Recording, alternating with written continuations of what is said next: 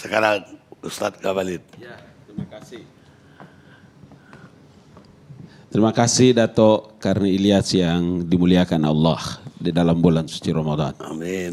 Saya memulai dari judul awal kita adalah di tengah wabah corona, dari ibadah sampai dengan mudik.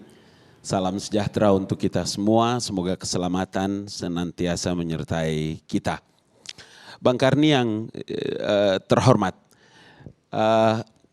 di dalam konsep ajaran Islam, karena ini ada dalam bulan suci Ramadan, maka saya ingin mengawali dengan pengertian Ramadan dulu sebagai masuk dalam satu makna ibadah. Ramadan itu sendiri berasal dari akar kata yang bahasa Arab selalu kita sebut dengan kata ramidah. Ramidah atau ar-ramad. Artinya itu panas, menghanguskan, dan sampai pada kekeringan. Oleh karena itu kalau kita dalam beberapa waktu yang lalu ada mendengarkan ada para ahli yang memberikan pengertian dan menjelaskan bahwa COVID-19 ini akan berakhir dalam bulan Ramadan, kita semua mengaminkan itu. Mudah-mudahan di pekan ketiga dari penjelasan itu betul-betul memang karena nanti sebentar kita dengar dari Mas Wik, apakah pengaruh panas itu salah satu juga akan berpengaruh terhadap penyebaran COVID atau virus itu akan mati karena panasnya bulan suci Ramadan dengan hikmah yang ditakdirkan oleh Allah. Ada dua hal dalam konsep ibadah. Kalau di ibadah, akar katanya itu adalah ya'budu. Ya'budu abda ibadah. Menurut Yusuf Qaradawi, ibadah itu adalah orang yang tunduk, patuh, dan menghinakan diri mereka di hadapan Allah Subhanahu wa Ta'ala. Konsep yang tadi kita bicarakan itu ada dalam dua makna. Makna yang pertama adalah ayat-ayat kauliyah dan ayat-ayat kauniyah. Yang tadi Mas Imam sebut itu ada ayat kauniyah dan ada ayat kauliyah. Kalau ayat-ayat kauliyah kita menemukan dalam banyak referensi. Referensi yang paling pertama untuk bisa menjelaskan terhadap poin kenapa kita harus menjadikan COVID ini sebagai bagian daripada salah satu yang sengaja Allah Subhanahu wa Ta'ala hadirkan dalam menakar dan mengukur keimanan kita, itu adalah masuk dalam kategori ayat-ayat kauliyah. Kauniyah, saya maksudkan. Dengan begitu maka terjemahan dari ayat yang sering kita baca, A'udzu billahi minasyaitonir rajim, ya ayyuhalladzina amanu kutiba alaikumus syamu kama kutiba alal ladzina min qablikum la'allakum tattaqun. Betul orang beriman, tetapi kalau orang beriman tanpa ketakwaan, tanpa ketaatan, itu bukan beriman menurut konsep Al-Qur'an. Tadi Pak Takmir sudah bilang, ada satu konsep yang dipercaya di dalam Al-Quran itu adalah ati'ullah wa ati'ur rasul wa ulil amri minkum. Taatlah kepada Allah, ati'ullah wa ati'ur rasul, dan taatlah kepada Rasul, dan wa ulil amri minkum, dan orang-orang yang memimpinmu. Pengertian kita itu adalah pemerintah. Pengertian yang paling mendasar itu adalah pemangku kuasa negara. Jadi sepanjang pemangku kuasa negara dan pemerintah itu menganjurkan kepada keselamatan dan kemaslahatan umat dan rakyat, maka tidak ada pilihan lain bagi orang-orang beriman itu adalah kecuali ketaatan kepada mereka.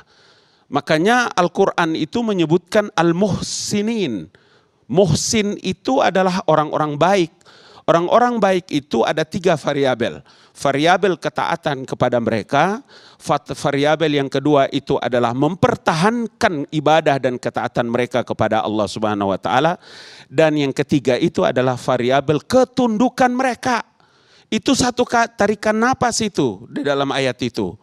Taatlah kamu kepada Allah dan taatlah kamu kepada Rasul dan orang-orang yang berkuasa di antara kamu, pemimpinmu, pemerintahmu. Sepanjang pemerintah menganjurkan untuk kemaslahatan kita dan orang lain dan orang banyak, maka tidak ada pilihan lain bagi orang-orang mukmin kecuali mereka mentaati itu. Nah, itu sebabnya tadi kita bahas mengenai ayat Quran dan hadis.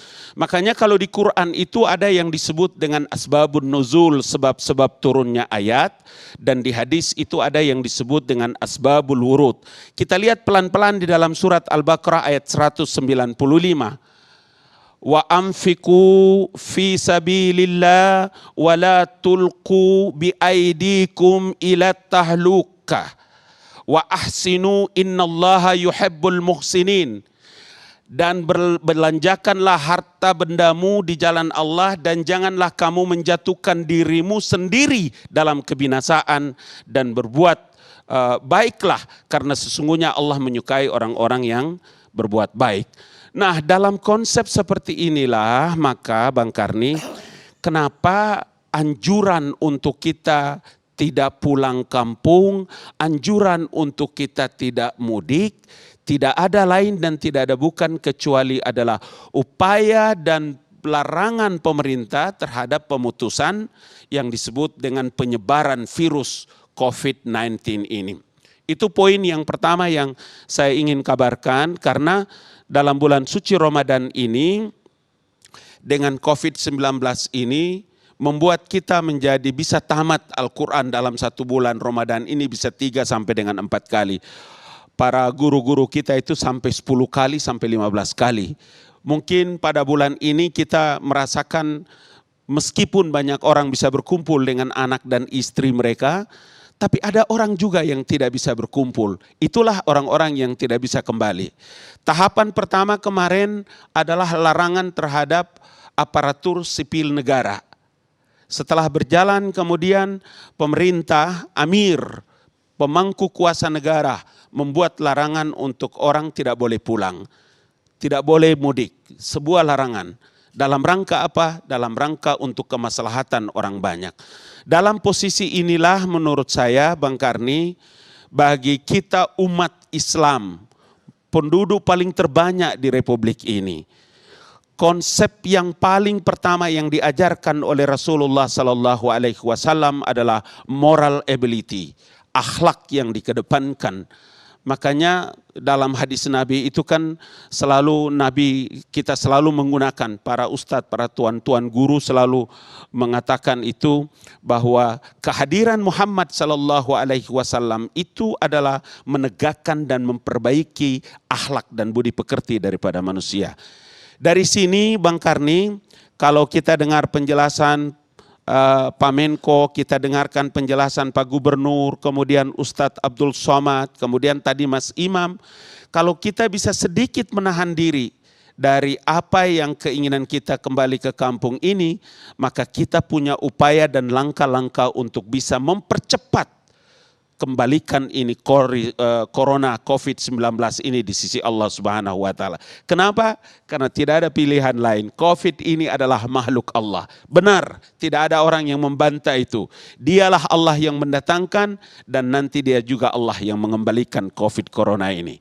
Dengan begitu, saya punya keyakinan bahwa pemerintah telah memikirkan langkah-langkah. Meskipun tadi berapa kali kita dengar ada langkah-langkah yang dilakukan oleh pemerintah dalam mempersiapkan diri bagi para perantau, bagi orang-orang yang tidak bisa bekerja dan kehilangan lapangan kerja atau kesulitan mendapatkan bahan makan dan makanan dan lain-lain, maka pemerintah menyediakan itu meskipun di beberapa titik, bukan semua titik, di beberapa titik, di beberapa daerah, di beberapa kabupaten atau kelurahan ada hal-hal yang jangan itu dijadikan masalah seakan-akan itu menjadi satu persoalan besar yang mendatangkan musibah bagi Republik ini.